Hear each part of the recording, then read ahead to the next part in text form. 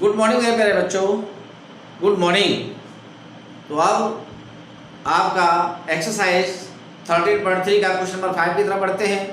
और एक्सरसाइज 13.3 का question number 5 में क्या कहा गया है आप इसे ढंग से समझिए। एक्चुअली में ये बिल्कुल वैसे ही है जैसे कि आप कभी आइसक्रीम खाने अगर गए हो तो आइसक्रीम वाला एक सिलेंड्रिकल वेसल होता है जिसमें से आइसक्रीम निकाल करके हमें कोनिकल वेसल में देता है और हम उसे खाते हैं। और जब हम आइसक्रीम जब वो हमें देता है कॉनिकल वेसल में तो उसे ढंग से हेमिस्फेरिकल भर देता है, हेमिस्फेरिकल भी बना देता है ऊपर से उसका हिस्सा, यानी उसका एक हिस्सा आपका कोन टाइप का होता है, ऊपर से उसको उसे आइस से ऐसे ढक देता है कि वो हेमिस्फेयर टाइप का बन जाता है। तब हम इस तरह की जो हमने देखा है उसी तरह का एक क्वेश्चन है आज हमारे सामने। एक सिलेंडर है, सिलेंड्रिकल वेसल है जिसके अंदर आइस भरी हुई है और इस आइस को धीरे धीरे बहुत सारे कोनों में भरा जाता है। कौन में भरा जाता है और कौन में इस तरह से भरा जाता है कि उसके ऊपर जो टॉप है, टॉप उसका हेमिस्फीयर बना दिया जाता है, हेमिस्फीयर उसका टॉप बना दिया जाता है। इस तरह से आइसक्रीम भर जाती है। तो उसने पूछा है कि ऐसे कितने कोन में आइसक्रीम भर जाएगी जिससे कि ये पूरा खाली हो जाए। तो बेटा कैसे कितने कोन भर जाएंगे, तो उसके लिए हम लेट कर लेते हैं। हम ये लेट कर लेते हैं कि आइसक्रीम ऐसे नंबर ऑफ आइसक्रीम n हो जाएंगी। तो हम क्या करेंगे, जितनी भी आइसक्रीम हमारी भरी जाएंगी, माना कि n आइसक्रीम भर गई हैं, तो उन सभी का वॉल्यूम इस सिलेंडर के वॉल्यूम के ऊपर होगा, क्योंकि सिलेंडर में जो आइस थी वही तो हमने यहाँ भरी है, इसलिए इसका वॉल्यूम और इसका वॉल्यूम सेम रहेगा। अब हम इसको क्वेश्चन को सॉल्व कैसे करेंगे, उसके लिए हमें सिलेंडर का हाइट और रेडियस पता होनी चाहिए, कोन की हाइट और रेडियस पता होनी चाहिए, और हमें हेमिस्फीयर का रेडियस भी पता होना चाहिए। तो आपको बता दें हेमिस्फीयर का रेडियस और कोन का रेडियस सेम ही रहेगा, लेकिन हाइट दोनों की अलग अलग रहेगी। तो हम ये काम करते हैं, इसकी हाइट को हम कैपिटल H मान लेते हैं। हाइट आके इसकी यहाँ से यहाँ तक रहेगी जिसे हमने कैपिटल H मान लिया, और इसकी हाइट को यहाँ से यहाँ तक रहेगी, और इसकी हाइट को हम स्मॉल h मान लेते हैं, क्योंकि यहाँ पर दो h आ रही हैं तो हमें अलग अलग h, या तो हमें H1 या और H2 मान सकते हैं, या कैपिटल H स्मॉल h भी मान सकते हैं। ऐसे हमें R2 भी मानना पड़ेगा, और R कैपिटल R यहाँ पर रेडियस को हम कैपिटल R मान लेते हैं, और इसकी रेडियस को हम स्मॉल r मान लेते हैं। दोनों की रेडियस सेम रहेगी, वही रेडियस कोन के लिए रहेगी और वही रेडियस आपकी हेमिस्फीयर के लिए रहेगी। तो यहाँ पर स्मॉल r, यहाँ पर कैपिटल H और कैपिटल R मान लेते हैं, क्योंकि आपका बड़ा है, लार्ज है, इसके अकॉर्डिंग लार्ज है, तो हमने यहाँ पर लार्ज यानी कैपिटल H और कैपिटल R ले लिया है। तो अब हम इसको कैसे सॉल्व करेंगे, आप ध्यान से देखें। According to question, volume of cylinder is equal to n multiply volume of ice cream। और इस तरह से ये कैसे सॉल्व होगा, देखिए वॉल्यूम ऑफ सिलेंडर का मतलब क्या होता है, पाई आर स्क्वायर h हो जाएगा is equal to n multiply, आप ध्यान से देखते रहें, वॉल्यूम ऑफ आइसक्रीम क्या हो जाएगी। अब वॉल्यूम आइसक्रीम तो आपकी दो हो गई, एक तो हो गया आपका volume of sphere hemisphere, volume of hemisphere plus volume of कोन, इसमें तभी ये कंप्लीट आइसक्रीम बनेगी। और अब ये क्या हो जाएगा, pi R square h is equal to n multiply, यहाँ से देखें वॉल्यूम ऑफ हेमिस्फीयर आपका क्या होता है 2/3 pi R cube, plus volume of cone आपका होता है 1/3 पाई आर स्क्वायर h। इसे हम आगे सॉल्व करेंगे। अब देखिए मैं इसे यहाँ सॉल्व करूँगा, जब इसे आगे सॉल्व करेंगे तो आप देखो एक काम और कर सकते हैं कि हम यहाँ तो ऐसे रहने दो, पाई आर स्क्वायर h ही रहने देते हैं, और यहाँ पर n है, n मल्टीप्लाई, अब यहाँ से पाई यहाँ पे भी है, पाई आर स्क्वायर यहाँ पे भी, पाई आर स्क्वायर यहाँ पे भी, तो हम पाई आर स्क्वायर को कॉमन ले लेंगे। जब पाई आर स्क्वायर कॉमन ले लेंगे, और अपॉन 3 यहाँ पे भी, अपॉन 3 यहाँ पे भी, अपॉन 3 भी हम कॉमन ले लेंगे। अब बचेगा यहाँ पे बचेगा केवल 2r, यहाँ होगा आपका 2r प्लस यहाँ पे सिर्फ आपका h बचेगा। अब यहाँ देखें ध्यान से, पाई से वाला पाई कट जाएगा क्योंकि दोनों तरफ है, और ये हो जाएगा R square h is equal to n multiply. देखिए यहाँ पर ये आर स्क्वायर है, आर स्क्वायर की चाहो तो आप वैल्यू भी पुट कर सकते हो, यहाँ पर ऐसे एक बार ऐसे लिख लेते हैं R square upon 3 two R plus H. R square की वैल्यू रख देते हैं, कैपिटल आर की जो वैल्यू दे रखी है हमने यहाँ लिख दिया है, रेडियस कैपिटल आर यहाँ पे 6 सेंटीमीटर, क्योंकि डायमीटर 2r दे रखा था 12 सेंटीमीटर, इसलिए डायमीटर का आधा कर देंगे तो रेडियस पता चल जाएगा, रेडियस हो जाएगा 6, तो 6 मल्टीप्लाई 6 मल्टीप्लाई एच। एच की वैल्यू हमने लिख रखी है, हाइट ऑफ सिलेंडर एच होते हैं, तो ये 15 मीटर दे रखा है, 50 सेंटीमीटर दे रखा है, तो ये 50 सेंटीमीटर आ जाएगा, ये 3 ऊपर आ जाएगा, is equal to n multiply R square, यानी r की वैल्यू, स्मॉल r की वैल्यू, यानी डायमीटर 6 सेंटीमीटर दे रखा है, तो रेडियस r 3 हो जाएगी, मैं यहाँ 3 लिख देता हूँ, तो ये 3 मल्टीप्लाई 3 हो जाएगा, और ब्रैकेट में आपका क्या बचेगा, यहाँ से देखें 2r, यानी 2 मल्टीप्लाई r की वैल्यू 3 प्लस h की मल्टीप्लाई h की वैल्यू देख लेते हैं, यहाँ पर हाइट ऑफ कोन 12 दे रखा है, तो हम यहाँ 12 लिख लेते हैं। अब यहाँ से देखें 6 multiply 15 multiply 3 is equal to n multiply 3 multiply 3 और मल्टीप्लाई, ब्रैकेट ध्यान से देखो, जब हम इन दोनों को सॉल्व करेंगे 3 टू 6 हो जाएगा, और 6 और 12 आपका 18 बन जाता है। अब हम क्या करेंगे, n इज इक्वल टू निकाल लीजिए, n का मतलब आप ध्यान से देखिए, ये वाला जो पार्ट है और ये वाला जो पार्ट है, इस पार्ट में इस पार्ट से डिवाइड कर देंगे, आपको समझ में आ गया होगा, 6 मल्टीप्लाई 15 मल्टीप्लाई 3 और ये 3 मल्टीप्लाई 18। अब आप इसको काट नहीं सकते, 3 से आपका ये 3 कट जाएगा, और देखिए ध्यान से 3 से आपका ये 6 कट जाएगा 3 टाइम्स, 2 टाइम्स,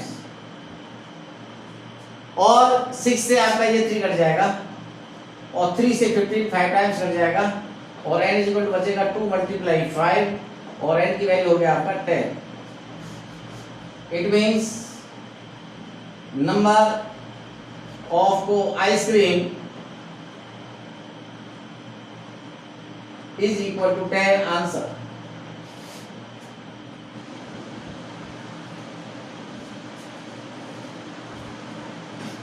और बेटा अब स्टार्ट करते हैं आपका क्वेश्चन नंबर 6। इस क्वेश्चन में क्या कहा गया है, इसे ढंग से समझ लें।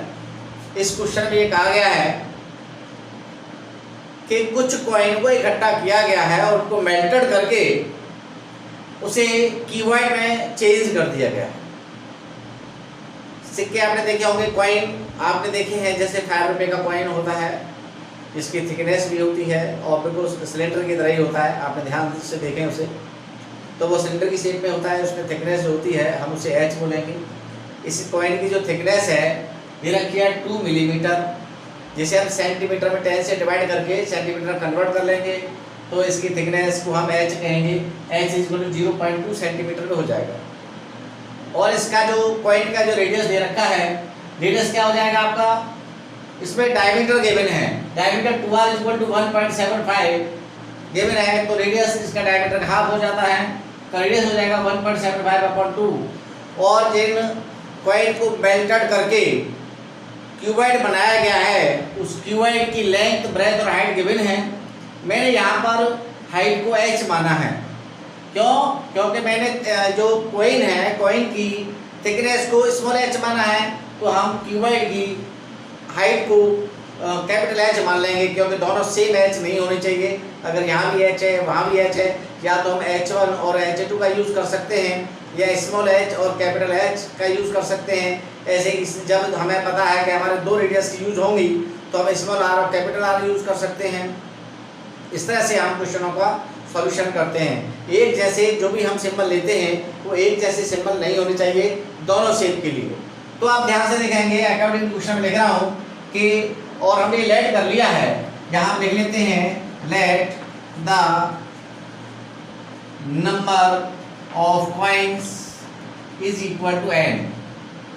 हमने यहाँ पे लेट कर लिया है, तो n कॉइन के लिए जो वॉल्यूम होगा वही वॉल्यूम क्यूबॉइड के लिए भी होगा, इसलिए हम लिखेंगे n multiply volume of 1 coin is equal to volume of cuboid. में डायरेक्ट यहाँ फॉर्मूला लिख रहा हूँ, तो n multiply volume of 1 coin, coin कैसा सिलेंडर है, तो पाई r स्क्वायर h हो जाएगा, इज इक्वल टू, यहाँ पे वॉल्यूम ऑफ कीवर्ड क्या हो जाएगा, L multiply B multiply H हो जाएगा, और N इज इक्वल टू क्या हो जाएगा, L multiply B multiply H upon pi R square H।